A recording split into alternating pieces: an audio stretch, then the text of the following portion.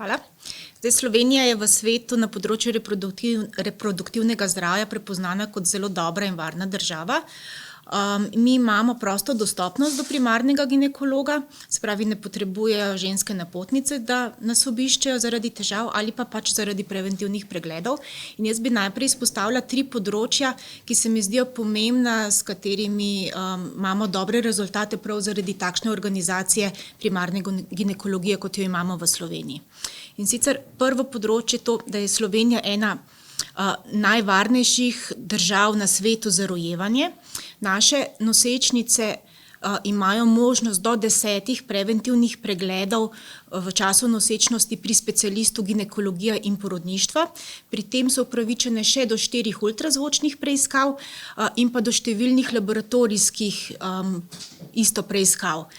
In preko teh pregledov mi lahko odkrijemo rizične nosečnosti, potencialne rizične nosečnosti in pa potencialno ogrožene plode, katerim nudimo še dodatno skrb. In ravno zaradi tega dobrega mednivojskega sodelovanja s sekundarnim in terciarnim nivojem imamo v Sloveniji zelo nizko stopnjo perinatalne umrljivosti, zelo nizko stopnjo maternalne umrljivosti in tudi zelo nizko stopnjo umrljivosti novorojenčkov. Drugo področje, ki bi izpostavila, je pravica do svobodnega odločanja o rojstvu otrok, ki je v Sloveniji že desetletja uzakonjena in tako imamo zakonsko urejeno področje kontracepcije, umetne prekinitve in pa tudi obravnave neplodnosti.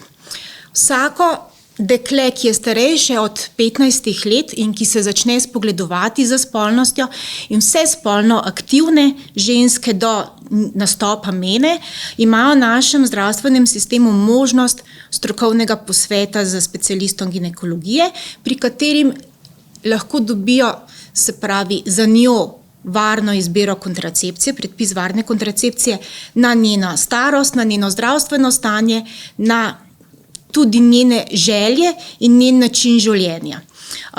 Naj omenim, da je v Sloveniji, razen z izjemo kondoma, diafragme in nujne kontracepcije, vse ostale kontracepcijske metode so v celoti krite s strani zavarovanja, zdravstvenega zavarovanja in ravno s to dostopnostjo do ginekologa, široko izbiro kontracepcije in pa predvsem strokovnim in varnim predpisom kontraceptivne metode ima Slovenija zelo lep rezultat, tako da velja, da je med državami Evropske unije ima eno izmed najnižjih stopenj dovoljene splavnosti. Kar bolj po domač povedano pomeni, da smo država z zelo majhnim številom želenih splavov zaradi neželene nosečnosti.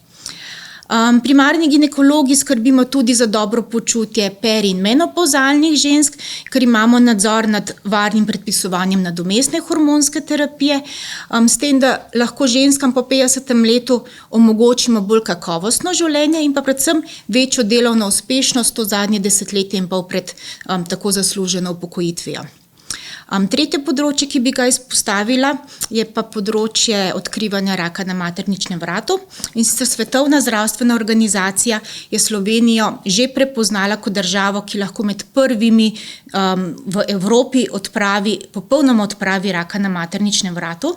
Naj omenim, da ta državni program Zora v popolnem obsegu poteka v ambulantah primarne ginekologije. Imamo skoraj 75% pregledanost. To pomeni, da imamo v 75% odvzete brise pri sicer zdravih ženskah na 3 leta in na ta način lahko odkrijemo tiste ženske, ki imajo predstopnje oziroma zgodne stopnje rakastih sprememb na materničnem vratu, pri katerih lahko z dokaj enostavnimi kirurškimi posegi popolnoma ozdravimo te spremembe.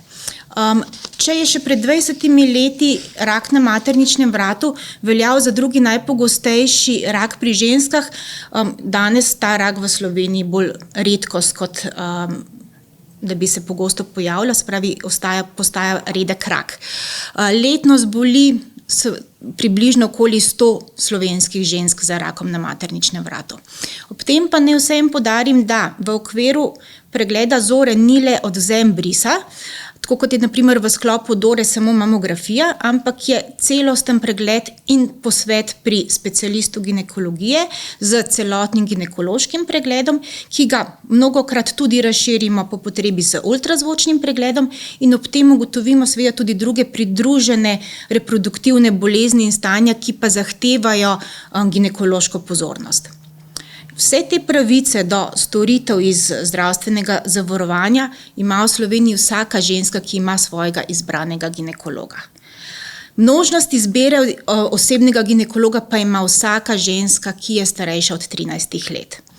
Po zadnjih podatkih zdaj iz septembra imamo v Sloveniji 157,4 ginekoloških programov in v teh programih je opredeljenih približno 690.000 pacientk. Približno 230.000 pacientk žensk ostaja brez opredelitve pri izbranem ginekologu, se pravi žensk starejših od 13 let. Mreža primarne ginekologije, to so vse ginekološke ambulante, ki delujejo na način opredeljevanja pacientk za izbranega ginekologa in nudijo storitve, ki so krite iz zdravstvenega zavarovanja. In danes ta mreža deluje samo na približno 70%. Da bi lahko mreža, se pravi, da bi vsaka ženska, ki ima pravico do izbire ginekologa, imela tudi nekje svoje mesto pri enem od ginekologov, ki bi jo že čakalo, bi v tej mreži potrebovali še dodatnih 70 programov. Prej sem omenila, da približno 230.000 žensk ostaja brez izbire pri ginekologu in mnogo od teh žensk se danes aktivno ukvarjajo z problemom, kako priti do izbranega ginekologa. Izbrani ginekolog je bil termin, ki je bilo mišljeno, oziroma izbrani zdravnik, kot termin je bilo mišljeno, da si lahko vsaka oseba poljudno izbere svojega zdravnika, glede na to, kje ima ambulanto, glede na spol, glede na reference ali pa glede na neko simpatijo.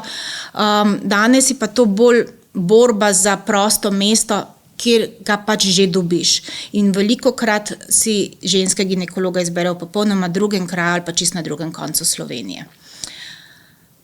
Starostna struktura v primarni ginekologiji ni ugodna. Zdaj, če bi pogledali že konec letošnjega leta, ima pogoje za upokojitev 43 ginekologov, v naslednjih 5 letih pa bo te pogoje doseglo še dodatnih 46 ginekologov. Teh skupaj 89 ginekologov pokriva približno polovico teh ginekologov je iz primarnega nivoja, kar se lahko izkaže, da po najbolj črnem scenariju čez 5 let lahko še dodatno brez ginekologa ostane cirka 200.000 žensk, ki imajo danes opredelitev. Zanimanje za specializacijo iz ginekologije je pa, se pravi, za samo specializacijo je vedno večje zanimanje, kot je razpisanih mest, ni pa potem zanimanja za zaposlitev na primarnem nivoju, kar se tudi kaže po podatkih. V zadnjih 6 letih je specializacijo končalo 93 kolegov, pa se jih je od njih samo 19 zaposlilo na primarnem nivoju. Zakaj je temu tako? Mladi kolegi radi povejo, da vidijo pri nas velike obremenitve, nima možnosti takega posvetovanja kot na sekundarnem nivoju, predvsem jim pa nivo ni ne akademsko zanimiv, ne kar se tiče nekih drugih spodbud.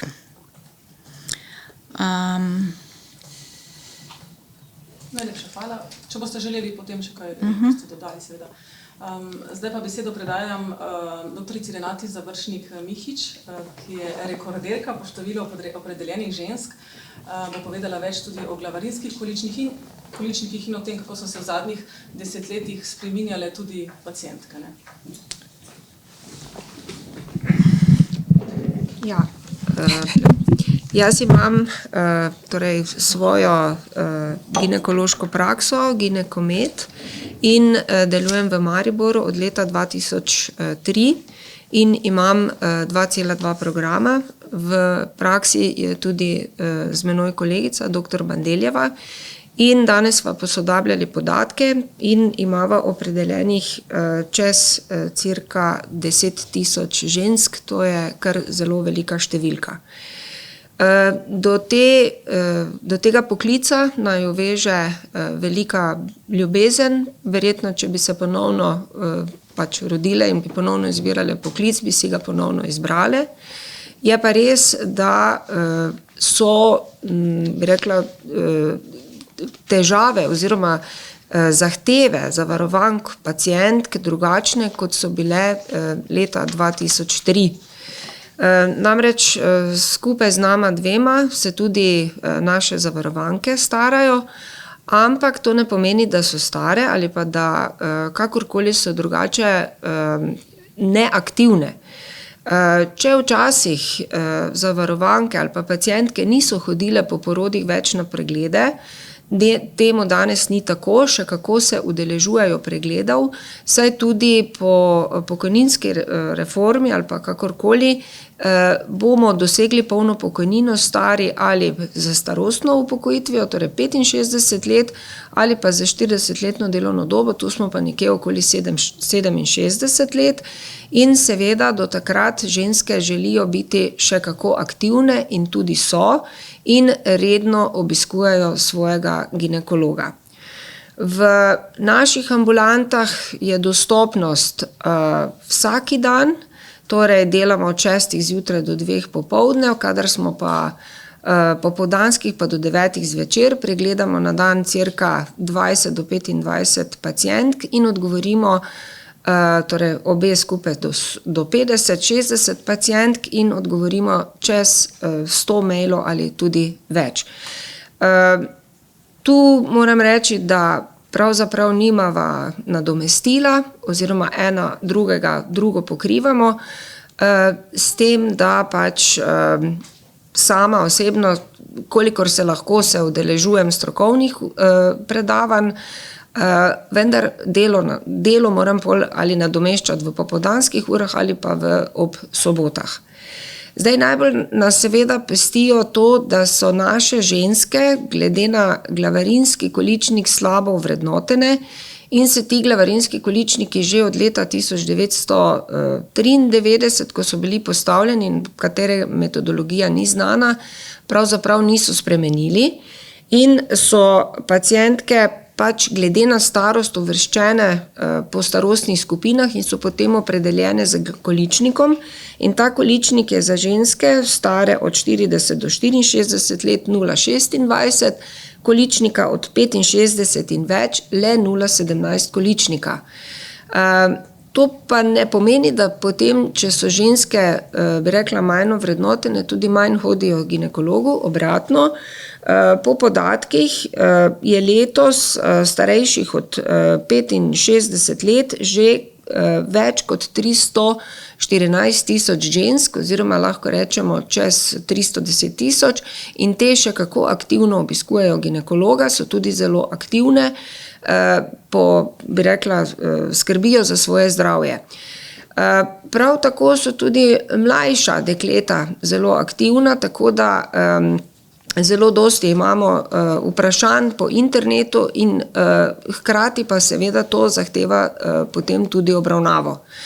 Že leta 2015, ko smo delali prvo mrežo ginekologije na primarnem nivoju, smo ugotovili, da so pacientke v določenem starostnem obdobju podcenjene, to je od 40 do 64 let, in se trudimo, da bi ta ovrednotenost, bi rekla, nam se priznala, da bi nam bilo lažje pri delu z našimi pacientkami. Mislim pa, da kakorkoli preglede opravljamo v skladu z strokovno doktrino, je pa res, da tudi glede na normativ zavarovalnice je nemogoče, da bi pacientko pregledali v 7 minutah, ta čas smo raztegnili na 20 minut, da lahko pacientko v miru se kolikor tolikor pogovorimo in jo v miru tudi pregledamo. Najlepša hvala. Živa, lahko sem premaknila še mikrofone. Besedo predajam dr. Jakobu Korenu, predstojniku ginekologije v Splošni bolnišnici Celje, ki bo povedal, kako pa se pomanjkanje ginekologov kaže na sekundarnem nivoju in s kakšnimi izzivi se Sekundarni nivo zdravljenja v Sloveniji pomeni predvsem bolnišnično zdravljenje. Seveda imamo tudi v nekaterih bolnišnicah, tako kot tudi v naši, primarne ginekološke ambulante, kjer pa veljajo enake zakonitosti in enake težave, kot ste jih izpostavili že kolegici. V bolnišnici se pomanjkanje ginekologov kaže predvsem tem, da predvsem v zadnjem letu ne zmoremo več zagotavljati v celoti vsega obsega dela, ki smo ga podpisali z plačnikom, zavarovalnico oziroma ki bi si ga želeli opraviti. Dogaja se, da moram kot predstojnik zaradi pomanjkanja osebja na oddelku določene ambulante v določenem obdobju v letu ali pa kot kaže trenutno bo to kar postalo trajna praksa, zapreti. Čez poletje smo morali odpovedati naročanje preventivnih pregledov v ambulantah, v naših primarnih ambulantah in smo lahko vzpostavili zgolj preglede nosečnic in nujnih stanj in pa delo v porodnišnici ter delo z pacientkami, ki potrebujejo operativno zdravljenje in hospitalizacijo na oddelku. V jeseni trenutno je stanje nekoliko boljše, vendar zaradi pomanjkanja zdravnikov tudi v septembru nimamo razpisanih 5 od možnih številnih drugih ambulant, tako da je obseg dela za 10-20% zmanjšan zgolj zaradi tega, ker nimamo dovolj zdravnikov, da bi lahko pokrili vse ambulante. Enako se potem pokaže na oddelku. Nekateri zdravniki so razpisani na več delovišč hkrati ali si pomagamo za sekundariji, pripravniki, v redkih primerih tudi za študenti. Tudi delo v operacijski poteka v manj kot optimalnih pogojih, saj moramo za asistente porabiti praktično vsako prosto roko, ki je na voljo. In iz tega razloga seveda delo poteka nekoliko počasneje, da še vedno zagotovimo ustrezno varnost in kvaliteto obravnave. Bolnišnicam grozi točno to, kar se je zgodilo pred kratkim v bolnišnici Trbovlje. Zaradi pomanjkanja kadra smo prisiljeni najprej zmanjševati delo v ambulantah, kasneje tudi na oddelku zmanjševati operativne programe, da bomo lahko zagotavljali vsaj oskrbo nujnih stanj porodnic in nosečnic. Pa bom začela kar pri vas, mogoče, kje pa vidite neke kratkotrajne ali pa potem tudi dolgoročne rešitve? Kratkoročna rešitev je zagotovo v boljšem nagrajevanju delavcev za opravljeno delo. To je stvar, zaradi katere poteka trenutno zelo znani spor z vlado Republike Slovenije, ki se imenuje stavka. Ta stavka formalno še vedno traja. Kolegi, ki so se odločili aktivno stavkati, so seveda umaknili soglasja za delo preko zakona. To še enkrat poudarjam, zdravniki smo ljudje, ki delamo v tej državi tako, da ne upoštevamo zakonov. In ko potem nekdo umakne soglasje in dela zakonsko predpisanih 40+8 ur, to pomeni že resen problem. 2 od 10 kolegov sta umaknila soglasje in to že pomeni za nas problem pri razpisovanju neprekinjenega zdravstvenega varstva. Ena od kolegic ima zaradi zdravstvenih razlogov omejeno nočno delo in potem nas ostane od 10 7, od katerih nas je večina že blizu 60 let starosti, ki pokrivamo vse delo v 3. največji regionalni bolnišnici na področju ginekologije. Če bo šle zadeve tako naprej, bomo tudi mi prisiljeni, zelo verjetno zaradi odsotnosti, bolezni, v času dopustov in tako dalje, še zmanjšati obseg dela. Zdaj, če hočemo kratkoročno zagotoviti, da bodo ljudje opravili več dela, je recept zelo enostaven in ga pozna po mojem vsakdo v tej državi, pač ljudem plačaš, da opravijo več dela, če se s tem strinjajo.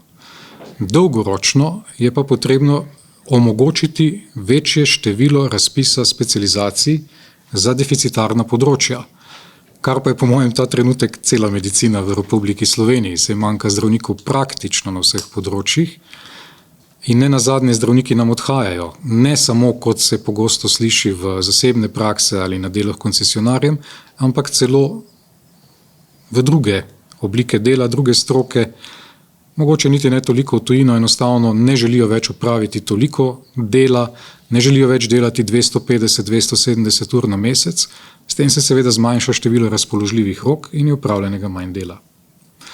Dolgoročno tega problema ne bomo rešili, po mojem mnenju, še vsaj 10 let. če danes začnemo reševati probleme, se pa bojim, da smo najboljše trenutke že zamudili. Samo še malo pomaknemo. Kje vi vidite mogoče kratkoročne in dolgoročne rešitve?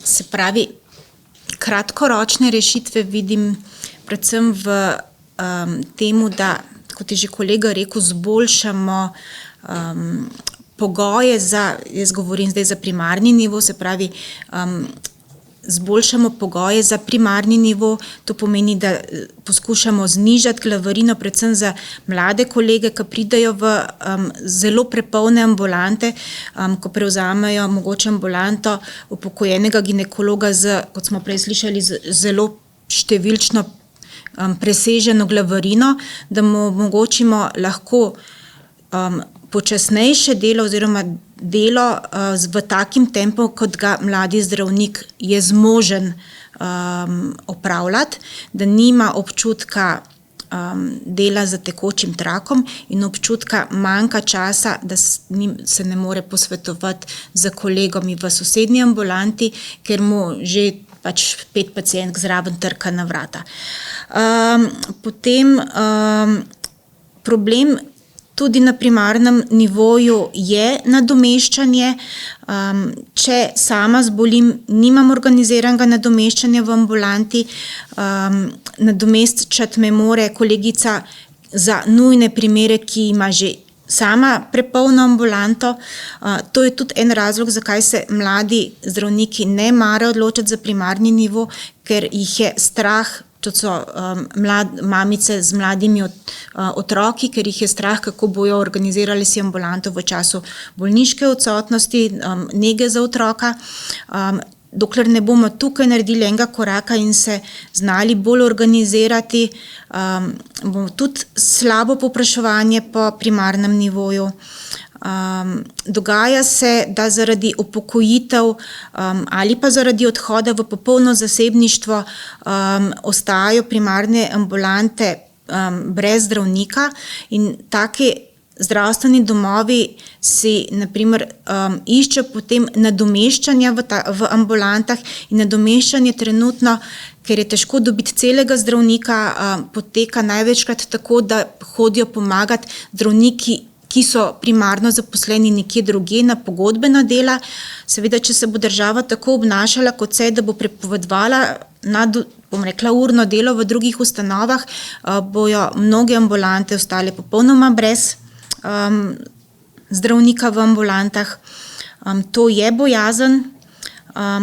Dolgoročno, ja, pa seveda vidim v višjem vpisu na specializacijo iz ginekologije, tudi v mogoče spremembi samega poteka specializacije, zopet gledam čez primarni nivo, da se večji poudarek da na kroženju na primarnem nivoju, da se mladi zdravniki oziroma specializanti že tekom specializacije soočijo z administracijo, ki je na primarnem nivoju, dajo mogoče že v teku specializacije toliko obvladajo, da jih potem ni strah same administracije. Doktor Završnik, Mihič, bi kaj dodali?